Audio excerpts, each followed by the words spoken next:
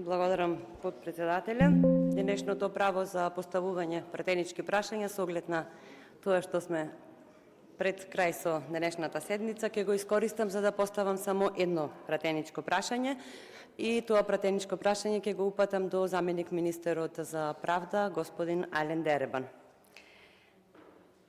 Дозволете ми најнапред да изразам благодарност до председателот на Собранието, како за целокупната поддршка која што ни ја дава во оваа борба против насилство врз жените и семејно насилство, така и за одлуката денешнава седница да ја започнеме токму со говор посветен на овој проблем, со што му се дава поголема видливост и поголемо значење на проблемот кој ги тишти македонските семејства и целата држава.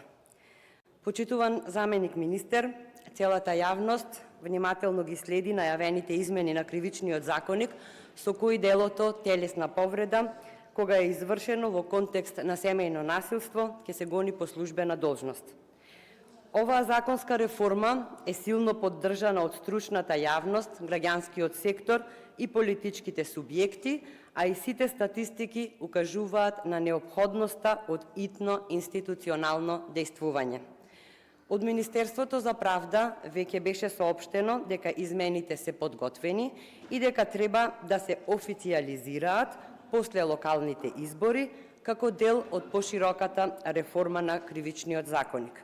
Во таа насока, почитуван заменик министер, моето прашање е следно: што конкретно да очекуваме од измените и до која фаза е процесот за конечно да се пристапи кон брза и ефикасна заштита на жртвите? Ви благодарам.